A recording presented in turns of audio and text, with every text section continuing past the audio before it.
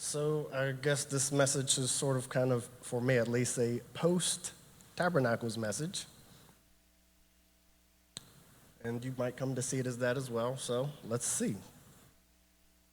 Now, during tabernacles, we heard things all about walls we need to climb over, jump over, or break through, the importance of biblical foundations, the worth of what we do outside of church, answering calls, and various others. It seems like to answer a call will lead to walls falling. We learned that the only walls in our life should be put there by Yahweh, like the wall of fire that Sister Denise brought out. I thought that was interesting. I never thought of it like that. But we need to answer a call first. If we respond to a call, to the call, it's because we have been chosen. We have heard the voice of Yahweh in one way or another and chose to follow Yahweh. We chose and choose Yah because of the opportunities he has presented us in choosing us first. You see, many are called because his voice goes out into all the earth. His spirit is upon the earth. It didn't leave. It's still here. Heavens declare, there's no reason why no one should hear. From the word we have received by Brother Jeremiah, we should be harvesting or planting seeds. And Sister Denise says this all the time. We should be harvesting and planting seeds. This is something that we should be doing. And then when you think of all the ways that people can hear the word, it's kind of fascinating when you come across someone that says, I never heard this before. But it makes sense if you kind of know about the world's view is all about me. You can't hear anyone else if you're only thinking of yourself. Now, after being chosen, doesn't mean you are saved, such as some people say you're saved, once saved, always saved. It's not the case. The saved is a past tense word, saved. Since it hasn't happened yet, we're not in heaven right now. We haven't been saved. This is a salvation process. So the question would be, what have you been saved from? Are you saved once and forever? Then you ask another question. If you're drowning in the ocean and get a lifesaver thrown to you, are you saved? Or about when you grab the lifesaver? Or when you get pulled on a boat, are you saved then? Are you saved when you get to the land? When are you saved? It's human nature to think once the lifesaver is thrown to you and you grab it, you're saved. No, that's not true. That is the opportunity to be saved and to be saved from drowning. Grabbing the lifesaver will stop you from drowning, but you will eventually drown with the lifesaver in your hand. Hearing the call, here's the lifesaver, grab it, is just the start. You get the idea. Because we know the lifesaver is Yahshua. So in case you didn't make the connection, I got you. So this All About Me human nature is because of the fruit of the tree Adam and Eve had eaten. What was the tree that they had eaten from? The tree of the knowledge. Knowledge of what? The knowledge of good and evil. We find that in Genesis chapter 2, 16 through 17. Because they ate that, now we have the knowledge of evil. And that is the dominant trait we have. We call it propensity or bent towards sin. Just the connection, let's see. We have to learn to do good now because evil has taken over. That is now our new nature. Now we have to understand that good is not gone, broke or failed. It's just broke or failed. It's gone. Feel better? Okay.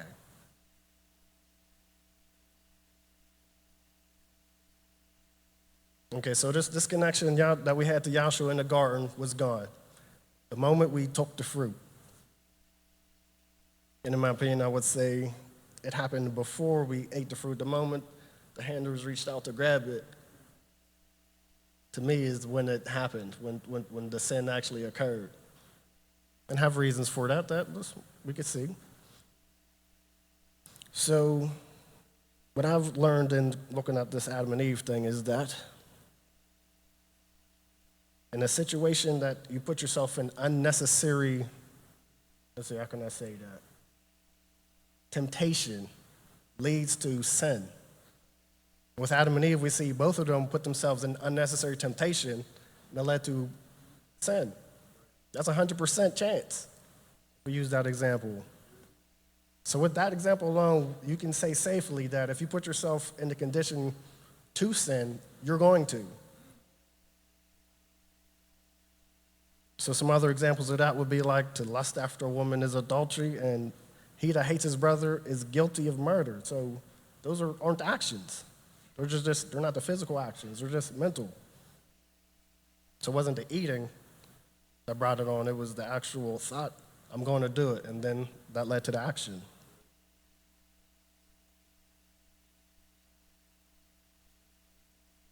So with this connection that we had broken, Yahshua was broken figuratively and literally. Because we have to answer this call first, and we have to hear the call, but to hear the call, we need something to make the connection. So with this connection, Yahshua being broken figuratively, as the phone line of glory said to Adam and Eve in the garden, "Where are you?" The phone line was down. They had to come out. We see the phone text show up, "Can you hear me now? Where are you at? What's going on? Something's different." The spiritual line was severed. The telephone of glory was hung up. The call was lost on our end. We ended up with no service on our phone. Yahshua literally was also broken.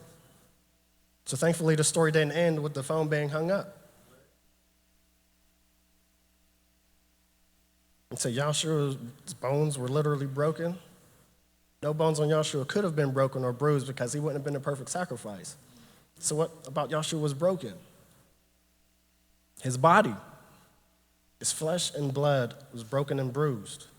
If you get poked by something, a question you would ask if it broke the skin. So you can see that his skin has been broken. And to actually bleed, the skin must be broken. And because he was broken and sacrificed, our connection has been restored. But wait, am I saying that the connection was restored at the cross and not before? No, I'm not. But I am saying that the connection was updated to wireless once the Holy Spirit came.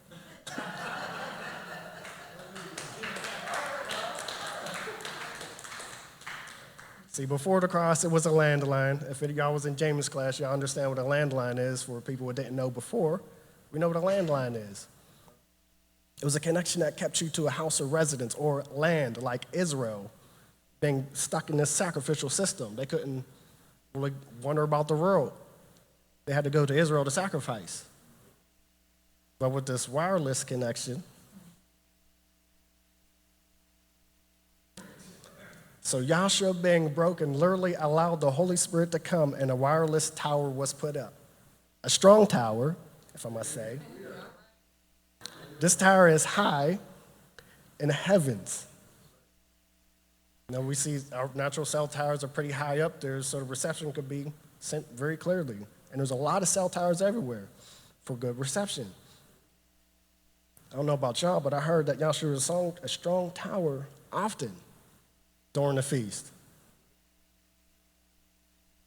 I can't help but to agree to that. So Yahshua is everywhere and high and lifted up like these cell towers, allowing us to be connected to him at all times. High in the heavens advocating for us so that we can have that connection that was lost in the garden. That connection that cannot be disconnected unless we ourselves hang up. This wireless plan is a covenant contract that is paid for by the phone company, paid with sweat, tears, and blood. That's what Yahshua paid. He paid our phone bill. A debt we couldn't pay, right, Prez?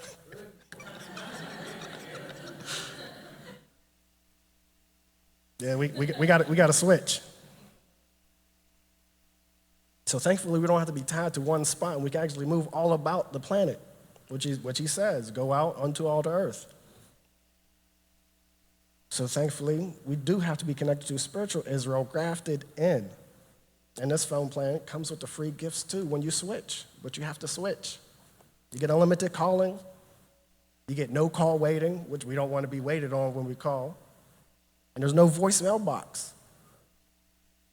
I don't know if it's Elijah or Elisha who was praying and to Yahweh to bring down a fire.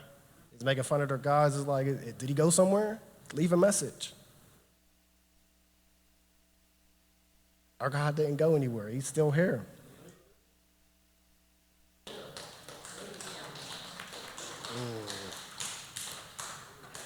Okay, so enough of the telephone analogy. You get the idea that we moved to a wireless plan, and Yahshua is the connection that we need. The connection that we lost has been rebuilt, but not of ourselves, but from him.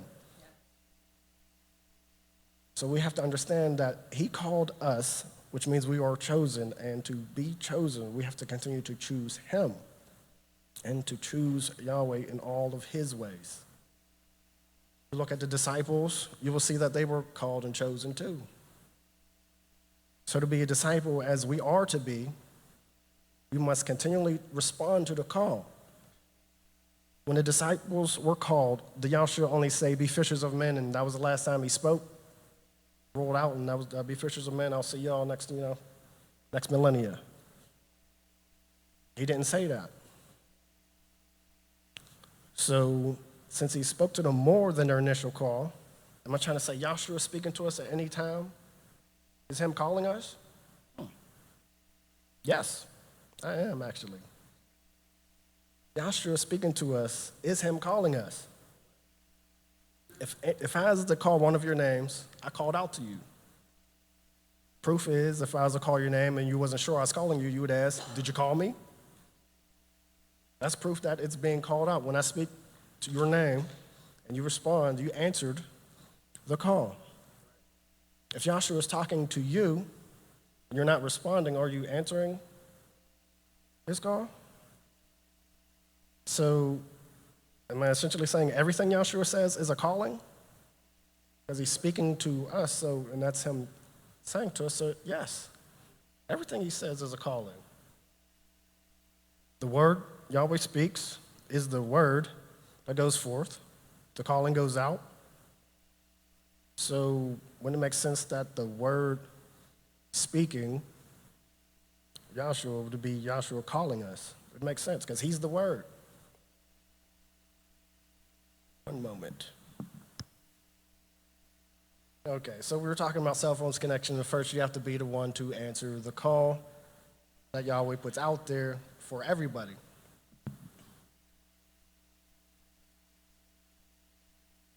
So now we, as the called, supposed disciples, continuously answering the call, that's how you recognize that you are a true disciple. And once you have this first step, you're actually able to move on to the next step and actually become, such as some people would say in companies, a winner. You have the chart with the arrows going up. Like, this is how you be a winner in life. This is how to become a winner. To continuously answer the call that Yahshua is giving. So everything that he says, we hear, and we look at this word, we see the words in there. That's him calling out to us. He has many ways of doing it. And the word is a main word that he calls out to us. I know sometimes we might come across people like reading the Bible like David. David had a hard battle with Bathsheba, and he's praying for his child to stay alive. He was fighting a battle. He lost that battle. Can't win against Yahweh. Was it wrong for him to continuously pray for the child? No. That's something we all should be able to do, is continue to pray, because reality says we're not going to know necessarily if someone's going to die or not die or be sick or healed. We don't necessarily know that. Yahweh knows. So what we have to do is continue to battle, and if it doesn't go our way, worship. So that's what we have to do, is to worship after a hard battle. We have other people in the Bible that we can see that they also had hard times. We have some people that had good times in their battles. Like, let's say Meshach, Shadrach, and Abednego. They had a battle before them. They were supposed to worship Nebuchadnezzar. I can't say his name. Nebuchadnezzar. Because there's a D before the Nezer part. When they had to bow down at the sound of a bell, they decided not to, and they were going to get thrown in the fire. They didn't know if Yahweh was going to save them or not. They didn't care. Because the fact is, regardless of what's going to happen, they're going to worship Yahweh. What happened in the fire? They worshiped Yahweh. What do we see of that? Who showed up? Yahshua showed up in there. So if we worship Yahweh, he'll show up. That's one way that we can actually remain a disciple and win our battles is by worshiping Yahweh. Like we heard earlier in our class, Denise mentioned that a little praise break. And sometimes in our battles, we don't necessarily think of small battles as real big battles, and we miss that opportunity for these little praise breaks, a little set aside for praise and worship. So we have times that, regardless of the outcome, you have to worship. Because I know in times of peace, I see it as peace as in like, not the big battles have happened. Like, let's give an example. When on our way out to Tabernacles, the first day, I took a full stride into a brick. I was wearing sandals at the time, and I jacked my toe up. That right there was a battle for me. Started Tabernacles, we're about to leave and drive off the Tabernacles. I started with a jacked up foot. And that could have been an opportunity to go one way or another, because I know some people, you stub your toe with Jesus Christ. That's something that people say. Opportunity for something to go wrong and to carry the wrongs going forward. But we have an opportunity at battles to worship and to praise. So my main verse for this message, I guess you could say, is 1 Thessalonians 5:17. It starts at 16, 17, and 18. This is the key to being a winner in Yahshua. Pray without ceasing. Let's see, starting with 16. Rejoice evermore, pray without ceasing, and everything give thanks, for this is the will of Elohim and Messiah Yahshua. That's the whole point. As long as you praise and worship, regardless if the battle's big or small, you're guaranteed to stay in the presence of Yahweh. The problems we have is we don't recognize some of the small things as battles. Like Brother Galileo mentioned something about recognizing just the goodness of Yahweh, just in simple things. You know, you had yourself a good meal today.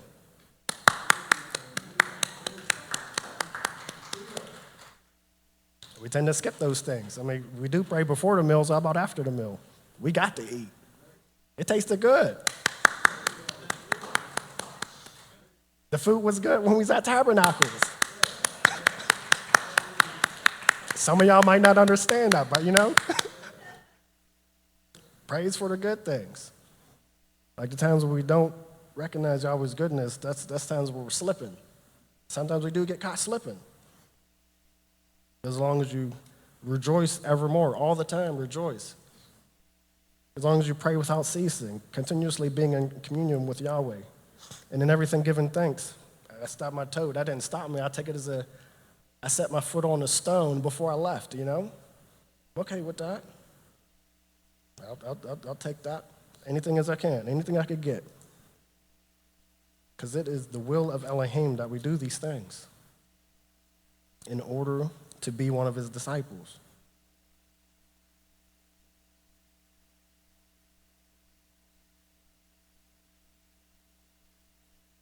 So with a verse like this and kind of things that we're dealing with, all the little battles and times of peace and rest, I pretty much would ask that we all pray to Yahweh to ask for forgiveness for us, not recognizing the simple things, because we can do that, and to help us to recognize him in those little things. But that's the bulk of the message I was going to preach, but I couldn't. So, amen.